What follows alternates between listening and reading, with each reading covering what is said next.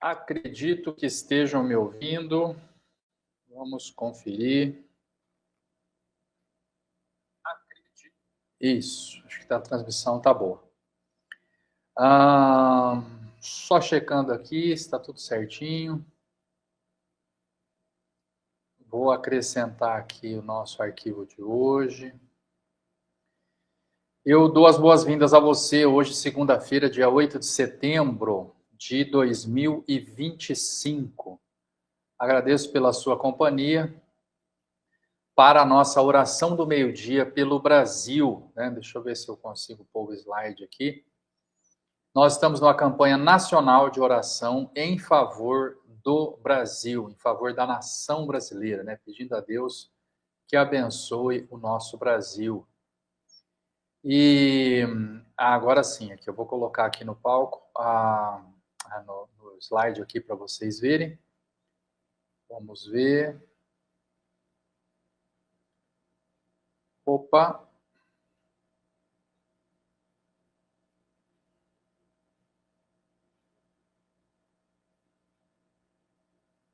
Cadê? Agora sim. Agora sim.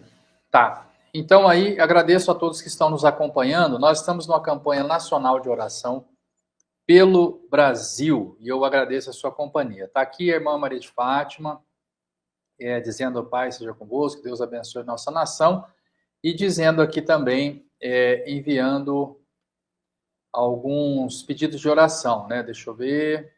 Peço oração por todos os pedidos de oração do grupo, os enfermos, enlutados, relacionamentos familiares. Verdade, irmã Fátima, vamos nos lembrar. A transmissão está ótima, agradeço.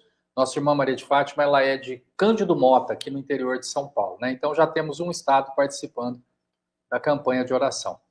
A irmã Laíde é do Mato Grosso. Pai seja convosco, Deus nos ajuda a vencer. Amém, irmã Laíde, que assim seja.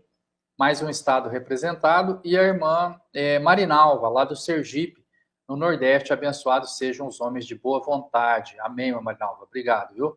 Somos, então, 3 estados hoje aqui na nossa campanha nacional de oração. Estamos começando o programa hoje com 3 estados representados: São Paulo, Mato Grosso e Sergipe, né? Que Deus abençoe nossos irmãos desses estados e a todos que estão orando pelo Brasil. Né? O meu nome é Samuel Marques, eu sou pastor da Igreja de Deus em São José do Rio Preto, no interior de São Paulo, e nós estamos aqui com a campanha de oração Ore pelo Brasil ao meio-dia, né? Opa, deixa eu ver minha gravata aqui. Aí. Ore pelo Brasil ao meio-dia é uma campanha de oração, nacional. Nós estamos convidando todo o país para orar conosco. Ore ao meio-dia pelo Brasil. Irmãos, nós estamos orando porque estamos vendo aí uma situação bem atípica, né, no nosso país, totalmente fora da normalidade, né? Os irmãos já devem ter reparado aí, né? Nós estamos com uma guerra comercial já em andamento, né? Nós estamos aí com tarifas, sanções econômicas, né? Já voltadas aí para uma guerra comercial. Estamos numa guerra diplomática, né, irmãos? Nós não temos representante diplomático do Brasil nos Estados Unidos. Os Estados Unidos também, a embaixada aqui no Brasil tem publicado coisas que não estão de acordo, né, com aquilo que é um bom relacionamento entre os dois países. Nós estamos vendo, irmãos, uma disputa aí, ideológica, né? A maneira de pensar, a maneira de trabalhar, os países que nós estamos nos aliando, a administração brasileira, são inimigos, né, dos Estados Unidos e do eixo do Ocidente, né? Então, a Rússia, China, Irã, são países que, tradicionalmente, né, têm disputas e diferenças fortíssimas com o Ocidente, e nós estamos alinhados com esses países, né, a atual administração do governo federal, e isso tem trazido aí dificuldades. E nós temos, irmãos, algo inédito também, que é a punição de autoridades brasileiras pelo Departamento de Estado dos Estados Unidos, né, que é a cassação de vistos e a aplicação da Lei Magnitsky, né, que é uma lei dos Estados Unidos que pune autoridades que praticam a corrupção ou abuso de autoridade, ou de alguma forma estão envolvidas com violações de direitos humanos. Então, irmãos, uma coisa assim inédita, nós nunca vimos isso. Isso nunca aconteceu no Brasil. Então, irmãos, nós estamos apreensivos com essa situação. E qual é a resposta do cristão, irmãos? A resposta do cristão é orar, né? Nós vamos orar, vamos buscar em Deus a direção de Deus, a bênção de Deus sobre a nossa nação, sobre o nosso país. E é isso que nós vamos fazer, né? Então, nós não vamos convocar nenhum protesto, nenhuma luta armada, nós não vamos convocar nenhum motim social, nós não vamos convocar, não estamos pedindo intervenção estrangeira, militar, nada. Nós estamos convocando os cristãos para orar. Então, se você acha que essa é uma situação que é inédita, que é preocupante, que é algo assim que a gente nunca tinha visto e parece estar meio estranho isso tudo, então nós vamos orar, né, irmãos? Nós vamos buscar a direção de Deus. Eu acho que ontem também os irmãos viram manifestações aí por todo o país, os irmãos viram um desfile de 7 de setembro, né? Totalmente diferente, né? Assim, esvaziado, né? Nós não se vê público ali naquele evento realizado em Brasília, é tudo muito fora do padrão, irmãos, né? Muito fora do padrão. Estamos vivendo algo que o Brasil nunca viveu antes. E então, qual é a postura do cristão? Orar, né? Então nós vamos buscar a Deus em oração a respeito disso tudo. Chegou aqui também a Adriana Vilalva, ela é de Assis, no interior de São Paulo. Pai seja convosco, irmãos, ore pelo nosso país. Meu sentimento também às famílias enlutadas. E a irmã Cida de Colombo também enviando saudação, Pai seja convosco, do Paraná. Então temos agora mais um estado, que é o Paraná. Somos 4 estados aqui, São Paulo, Paraná, Mato Grosso, Sergipe, representados na nossa campanha nacional de oração. Irmãos, aqui tem os comentários, né, os irmãos mencionando, no nosso grupo de oração, a igreja tem um grupo de oração chamado Orai Sem Cessar. É um grupo de oração muito efetivo, irmãos. Nós oramos ali todos os dias, irmão, de manhã, de tarde, à noite, de madrugada, qualquer horário que você entra no grupo, tem alguém orando. O grupo já tem mais de 90 pessoas participando. E tem sido uma bênção, irmãos, as orações e o companheirismo, o amor cristão, irmão, que nos une ali orando uns pelos outros. Então, irmãos, ali tem 2 questões esse final de semana que são bastante, assim, emblemáticas para nós, né, bastante representativas, que são, irmãos, o falecimento, né, tanto aqui em São José do Rio Preto, do irmão do presbítero Luiz. O irmão do presbítero Luiz, chamado Roberto, faleceu neste final de semana. Teve um ataque fulminante ali do coração e parada cardíaca. Foi algo assim, irmãos. Ele pronto para sair para trabalhar, né, com o caminhão carregado. Eles fazem eventos, tem uma empresa de eventos. E ele pronto para sair, caminhão abastecido, tudo certinho, e sentiu uma dor, foi para o hospital, irmãos, e não teve o que ser feito. Infelizmente, faleceu. E deixa, né, a esposa, 2 filhos, é uma tristeza, irmãos, né? É o irmão mais novo do presbítero Luiz, né? Então, jovem, assim, né, meia idade, uma pessoa da minha idade, um pouco mais velho que eu, mas uma pessoa, irmãos, que com toda a saúde, trabalhando, tocando a vida, né? A gente sente muito, né? E sente também pela família, né?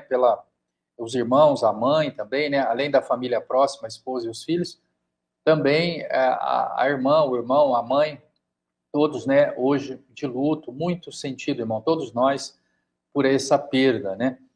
E também, em Salvador, a tia da nossa irmã Iara, né? Que ela também pediu orações e falou a respeito, e essa tia também faleceu, né? Muito infelizmente. Onde esse final de semana nós tivemos essa notícia de 2 falecimentos assim de pessoas muito próximas aos membros do grupo. Então nós apresentamos aqui, irmão, o nosso sentimento, né, aos familiares, que Deus possa trazer conforto, né, a essas famílias, irmão. A morte, ela coloca tudo em perspectiva, né? A gente começa a olhar, a gente olha esse dia, né, é visto de outra forma, né? O dia que acontece uma morte, a gente vê tudo de outra maneira, né? A gente começa a imaginar, né? Coloca a nossa própria vida em perspectiva. E o autor lá do Eclesiastes, ele diz assim, né? De Eclesiastes, ele diz assim: que é melhor ir num lugar onde tem um velório do que uma festa, porque ali onde tem um falecimento, a gente pensa na vida, né? A gente vê a necessidade de servir a Deus, a gente repensa as nossas próprias ações, né? E numa festa a gente não pensa em nada, às vezes comete excessos, né? E aquilo não vai trazer benefício para ninguém. Mas essa ocasião geralmente nos coloca para refletir sobre a nossa própria vida, a nossa comunhão com Deus, nosso papel como cristãos, irmão. Então, hoje nós temos, né, infelizmente, essa notícia do luto e pedimos oração de todos em favor das famílias que estão passando esse momento difícil da perda dos seus familiares. Chegou aqui o nosso irmão Ivo, também lá de Colombo, Pai seja com todos os amados irmãos, e o casal Ocilene e Emerson, né, tá enviando Pai seja convosco, Pai seja com todos os irmãos, os queridos irmãos, os dois são lá de Barcarena, no Pará, né? Muito obrigado, mais um estado aqui então, né? Então nós temos Paraná, temos Mato Grosso, Sergipe, Pará e São Paulo, né? 5 estados aqui na nossa campanha nacional de oração pelo Brasil. Muito obrigado a todos por estarem juntos conosco aqui, orando pelo Brasil.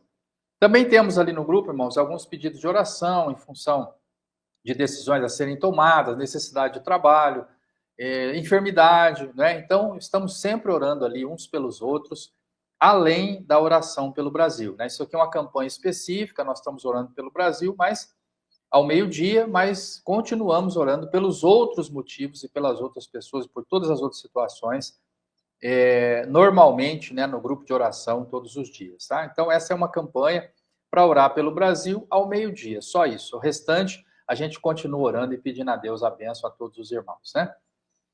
Irmãos, estamos distribuindo o livro Rumo ao Trono, né? Ensina-nos a orar. É um livro que vai te ensinar a construir um hábito de oração, para que você ore mais, para que você busque a vontade de Deus em oração. Também distribuindo o livro A Lista de Trump, que é um livro gratuito, mostrando as autoridades do Brasil que foram punidas, né? Que tiveram seu visto de entrada nos Estados Unidos cassado, revogado, por ordem do secretário de Estado Marco Rubio, que é da administração do presidente Trump nos Estados Unidos. Então, irmãos, pedindo que você ore também por essas pessoas e que Deus converta os corações, que elas busquem ao Senhor, que nós possamos ter sempre, irmãos, o cristão sempre busca. Nós não buscamos vingança, não queremos punição de ninguém. Nós queremos que Deus ilumine e que permita que eles façam um bom trabalho a favor dos brasileiros. E hoje, irmãos, especificamente, nós estamos falando do habeas corpus, né? Só quero lembrar aqui, os irmãos do habeas corpus, que nós temos um livro também, deixa eu voltar aqui.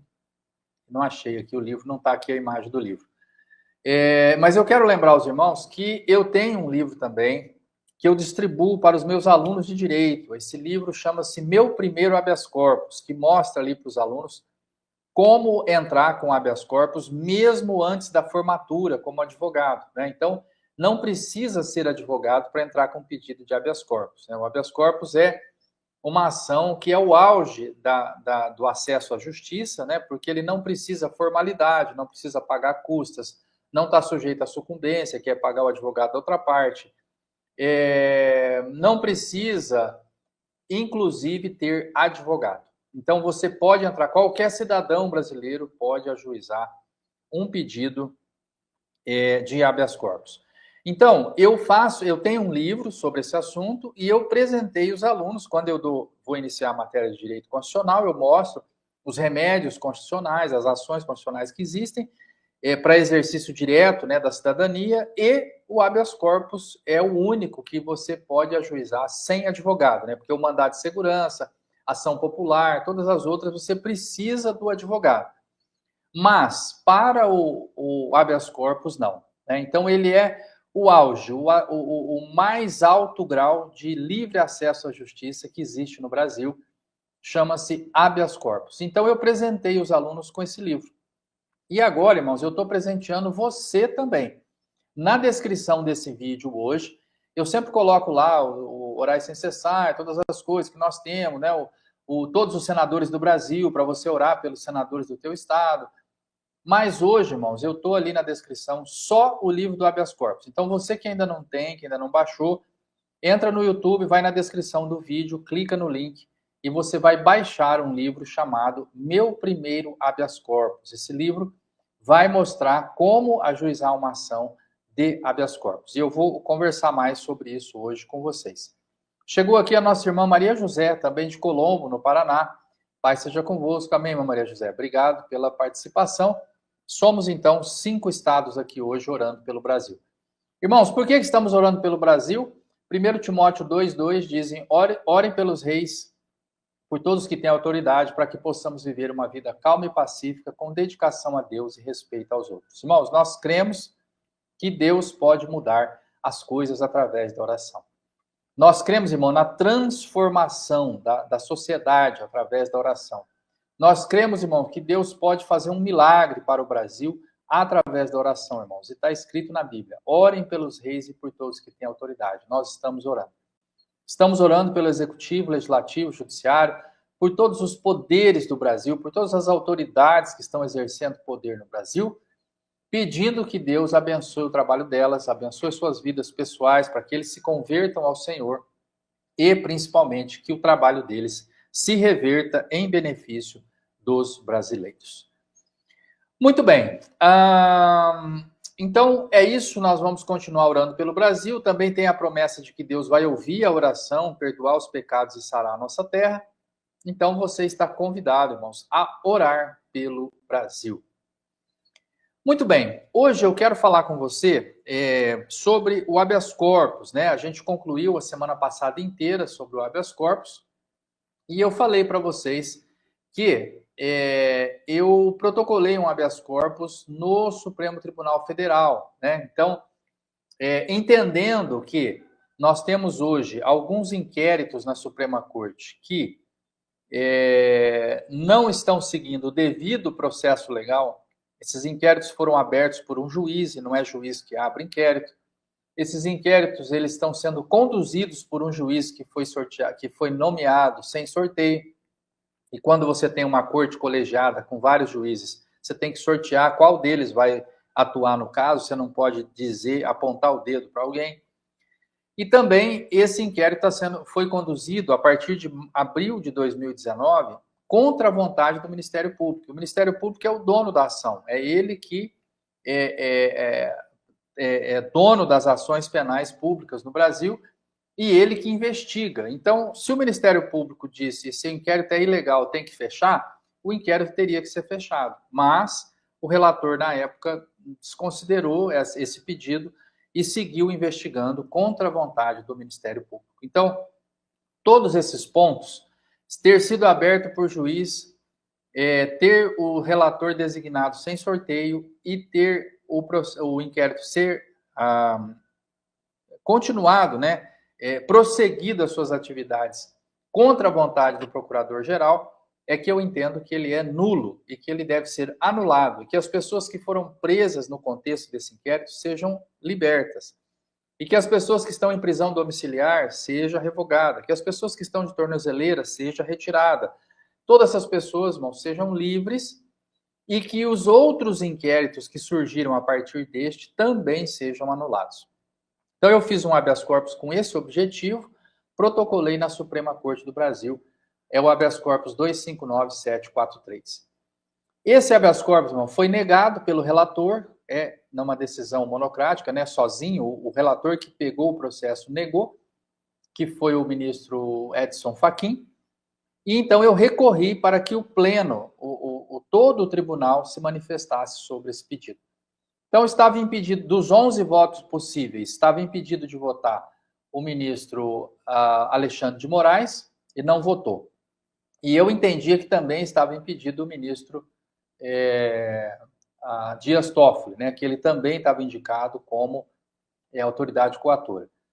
Mas ele também votou. E aí o relator, que era o ministro Fachin, votou assim, olha, eu acho que não deve admitir esse habeas corpus.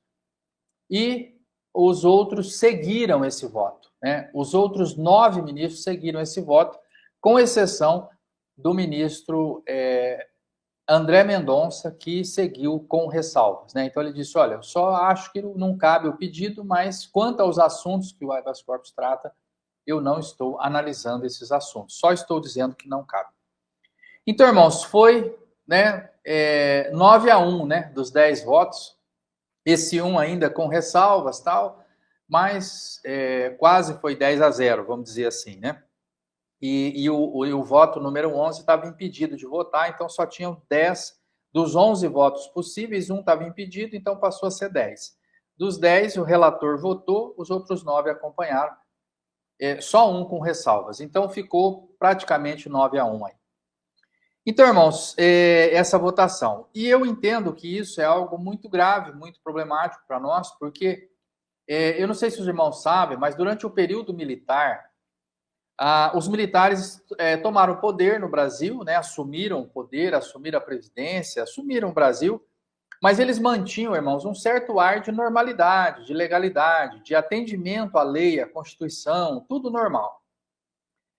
Até, irmãos, 1968, isso de 64 a 68, quando foi editado o Ato Institucional número 5. E o que é o AI-5? Acho que você já ouviu falar. Os irmãos que estão assistindo aqui, alguém já ouviu falar no AI-5? Né? Você já ouviu falar? Alguém que está assistindo aqui, puder responder aí, escrever aqui no comentário, escreva para mim aí, por favor, se você já ouviu falar do AI-5, tá? Porque durante o regime militar foram editados esses atos institucionais, né? E foram 16 atos institucionais.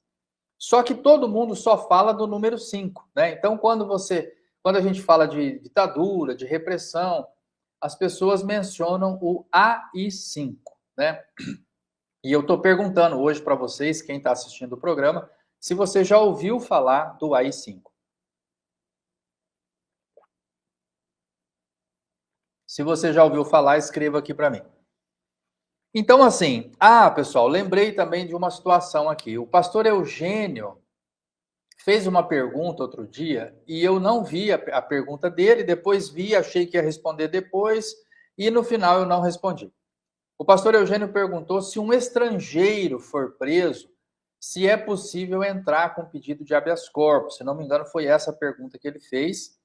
E sim, é possível entrar qualquer prisão, porque na verdade nós estamos atacando o ato de prisão, né? Então, é aquela prisão que é ilegal. Então, é ela que nós estamos atacando, é essa prisão que nós estamos questionando com o habeas corpus.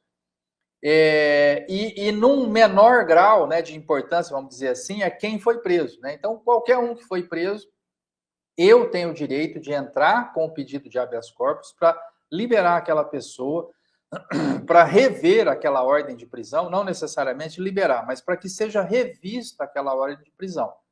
A pessoa pode ser liberada no final, se o juiz entender que o habeas corpus é legítimo, é procedente, e a pessoa pode ser mantida presa se o juiz entender que tem justo motivo, sim, para ela ficar presa lá, então ela vai continuar presa. Então, veja, irmãos, só respondendo a pergunta do pastor Eugênio, né, que eu me lembrei agora, que eu vi aqui nos comentários e acabei não respondendo. Então, se for um estrangeiro preso, você está aí em Curitiba, né, o pastor Eugênio, e um estrangeiro foi preso, você pode entrar com habeas corpus para liberar aquele estrangeiro. Tá? Você está questionando a ordem de prisão da autoridade brasileira que prendeu, né? E aí, se a pessoa que foi presa é brasileiro, é estrangeiro, não vai fazer diferença, a ordem será revista pelo judiciário, tá? Então, só respondendo a pergunta do pastor Eugênio. Agora, irmãos, falando sobre o AI-5. O nosso irmão Vanderlei, lá de Juara, está dizendo aqui, sim, eu já ouvi falar sobre o AI-5. Então, o que é o AI-5, irmão? Obrigado, irmão Vanderlei, pela participação. O AI-5, irmãos, foi um ato institucional, ou seja, foi um ato expedido pelo governo da época, sem aprovação do Congresso, sem o processo legislativo normal. Ele estabeleceu uma nova ordem aqui no Brasil e ela incluía, irmãos, a suspensão do habeas corpus para quem fosse preso por crime político, por quem estivesse se opondo ao regime militar da época. E este AI-5, irmãos, endureceu o regime, né? Porque o regime vinha, não, a gente está seguindo a lei, a Constituição, blá, blá, blá, de repente, e a Constituição falava do direito ao habeas corpus. De repente vem o AI-5 e fala, não tem direito a habeas corpus. Irmãos, qual que era a consequência prática disso? Vamos para a prática. Na prática, quem fosse preso durante o regime militar acusado de se opor ao regime militar, se opor ao governo da época, alguém que fosse preso, irmão, como entendendo que ele era alguém que era um opositor do regime, ele não tinha direito ao habeas corpus, ele era um preso político sem direito a ter aquela ordem de prisão revista. Aquela ordem de prisão dele não seria revisada, analisada por outra autoridade para ver se foi legal ou não.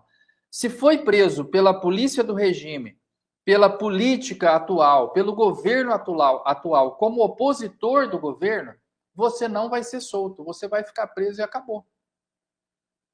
Então, irmãos, por que se fala tanto do AI-5? Né? Que o nosso irmão Vanderlei já disse aqui, olha, sim, eu ouvi sobre o AI-5, ele conhece, ele se lembra dessa conversa. Foi em 1968, irmãos, faz bastante tempo. Eu, inclusive, não era nascido nessa época, né? Eu sei desses fatos pela história, pelo estudo dessa época da história recente do país, mas eu não vivi esse momento, né? Mas lá em 68, irmão, quando lançou o AI-5, suspendeu o direito ao habeas corpus. E esse é o ponto, irmão. Quer dizer que esse regime não permite as pessoas se manifestarem, a livre manifestação do pensamento, não permite a liberdade de expressão e não permite sequer a liberdade física de ir e vir, porque se eu pegar você se opondo ao regime, eu tranco você na cadeia e ninguém tira você de lá. Então, irmãos, isso foi um marco. O AI-5, irmãos, é a prova de que aquele período foi um período ditatorial, foi um período de exceção, foi um período, irmãos, do qual a nossa democracia se envergonha. Não devíamos ter aquele período. Não devíamos ter aquela suspensão do direito ao habeas corpus. E essa suspensão do direito ao habeas corpus, ela aconteceu, olha, raríssimas vezes na nossa história, algumas vezes no Império, por conta das revoltas, das coisas que aconteceram, situação equivalente à de guerra. Durante o período Vargas, quando ele instalou uma ditadura também no Brasil, e depois no AI-5, irmãos. Então, vejam, são pontos, são situações pontuais ao longo da história que nos envergonham, irmãos. E agora, irmãos, sexta-feira passada, quando o Supremo deu os 10 votos lá, todos a favor de não acolher o habeas corpus quando é feita uma prisão por ordem de um ministro do Supremo, no meu entendimento, irmãos, está sacramentado, oficializado a ditadura do Brasil. Uma nova ditadura no Brasil. Olha, o irmão Paulo Caniac também está dizendo, eu me lembro. Ele se lembra lá do AI-5, né? Quando o AI-5 tem várias medidas, né? E a principal delas é a suspensão do direito ao habeas corpus. Obrigado, irmão Paulo. Né? Mais um irmão que está nos assistindo aqui, mais uma pessoa que dá o seu testemunho do AI-5. Então, veja, irmãos, o AI-5 é grave, ele é representativo. Por quê? Porque ele realmente deixou oficial, isso aqui é uma ditadura, porque quem for preso contra o regime não será solto, eles vão prender e acabou, boa sorte, você vai ficar preso. Irmãos, eu vou dizer uma coisa para vocês, assim, qual é a minha percepção, a minha leitura dos fatos hoje. A partir do momento que eu vi todos os votos do Supremo, né, os possíveis, né, ali com alguma ressalva do ministro André Mendonça, mas todos os votos do Supremo, dizendo, não cabe habeas corpus quando um ministro do STF determina a prisão.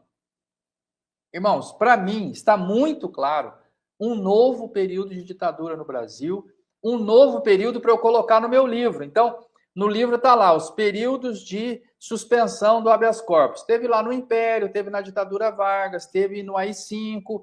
Agora, irmãos, tem mais um para colocar na lista. De 2019 até hoje, a pessoa que é presa por um ministro do STF não tem direito a habeas corpus. E eu acho até isso engraçado, eu brinco com os meus alunos, né? Eu falo, olha, se o ministro do STF está no shopping, andando, fazendo suas compras, e ele vê alguém assaltando ali, né? Uma pessoa que tirou a bolsa, tirou a carteira da bolsa de uma mulher e tal, ele vai lá, segura o ladrão, chama a polícia, aquela pessoa é presa. Ele dá ordem de prisão ali, como qualquer cidadão poderia fazer. Segura o ladrão, espera chegar a polícia, dá ordem de prisão para ele. Tá. Ele não tem direito a habeas corpus, então? Mas por quê? Porque foi o ministro do STF que prendeu. Entende? Então, veja, irmão, o absurdo, né? Não faz sentido isso, irmão. Não faz sentido. Como que tem uma prisão no Brasil que não cabe habeas corpus? Isso é uma violação de direitos humanos. Isso é uma violação do Pacto de São José de Costa Rica, que o Brasil é signatário. Isso é uma violação da Constituição, que diz que sempre que alguém estiver preso, tenha o direito de ter a prisão revista, irmão. Sempre, está escrita a palavra sempre na Constituição, artigo 5º, 68. Então, irmãos, sinceramente, eu não sei o que dizer, né? A não ser que estamos vivendo uma nova ditadura, né? Porque hoje, se o ministro do Supremo, né, o inquérito não tem nenhum tipo de limite, né? Não tem limite territorial, porque o juiz de Rio Preto, irmão, ele só julga em Rio Preto, ele não julga causas de Catanduva ou de Minas Gerais, é só Rio Preto, ele tem um limite geográfico da atuação dele. O juiz civil, irmão, só julga causa civil, ele não julga trabalhista, ele não julga militar, ele só julga ação civil. É isso, irmão, ele tem uma limitação pela matéria, ele tem uma limitação geográfica, ele tem uma limitação pela instância que ele participa. Se ele é da primeira instância, ele não julga os processos da segunda instância. Então, os inquéritos no Supremo, irmão, não tem nenhum tipo de limite. Não tem limite geográfico, não tem limite de matéria, não tem limite de pessoa. Então, irmãos, é uma coisa doida, não tem qualquer limite. E se o ministro mandar prender, está preso, não tem habeas corpus. Então, isso é a descrição clara do que é a ditadura. Na ditadura, você não pode criticar, você não pode falar mal do regime, senão você vai sofrer consequências. Então, na Coreia do Norte, quem fala mal do governo é preso e fica 3 gerações preso. O filho nasce na cadeia, continua preso. O neto nasce na cadeia, continua preso. Só o bisneto é que vai sair de lá. A pena é por 3 gerações, se você se opor ao regime. Isso se não for morto, né? Se você não for a pena de morte, você é preso por 3 gerações. Em Cuba, você não pode se opor ao regime. Na Rússia, na China, você não pode se opor ao regime ou você vai diminuir o seu score social ali, né? Tudo que você faz tem que ter uma classificação, uma pontuação, se você está de acordo com o regime. Você saiu daquilo que é a proposta do Partido Comunista Chinês, você vai perdendo pontuação que te impede, irmão, de frequentar as melhores escolas, te impede de ter os melhores benefícios sociais, te impede de ter o direito de mudar de cidade. Você vai ficando preso, eles vão tirando a sua liberdade se você discorda do regime. Isso, irmão, sabe o que é isso? É a ditadura. É o governo, irmão, autoritário. É o governo que não te dá abertura para discordar dele. E se você discordar, você vai sofrer a consequência. E no Brasil hoje, irmão, é isso. Se você se opor, se você falar mal, se você criticar uma dessas autoridades e ela decidir te prender, ele joga a chave fora e você vai continuar preso sem direito a habeas corpus, sem que ninguém tenha poder para revisar essa ordem de prisão. Isso, irmãos, é a definição clara da ditadura. Né? Então, nós tivemos agora, nesse final de semana, o ministro Gilmar Mendes publicou um texto lá na rede social dizendo, olha, não tem ditadura de toga. Tem, mas ele postou isso acho que no domingo, né, no 7 de setembro. Mas na sexta ele tinha dito, ele votou junto com o ministro Fachin dizendo que não cabe habeas corpus para quem é preso pelo ministro Supremo. Então, veja, sexta-feira ele vota, não cabe habeas corpus, o habeas corpus está suspenso. Domingo ele fala, não tem ditadura de toga. Consigo entendermos, não consigo. Então, hoje, né, eu só quero dar essa palavra, nós já estamos avançando bastante no tempo. Eu fico bastante preocupado, né, com o rumo que o Brasil está tomando. Acho que nós, né, temos agora algo marcante, né? Eu entendo, para mim, esse processo aqui, irmãos, olha, habeas corpus 259743 no Supremo Tribunal Federal é a prova documental de que nós estamos vivendo hoje uma nova ditadura no Brasil, né? Estamos vivendo uma nova ditadura no Brasil. É uma prova, irmãos, documentada, né? Não é algo assim que eu estou dizendo o que eu acho, é uma coisa assim que eu estou pensando que é a opinião do pastor Samuel, do professor Samuel.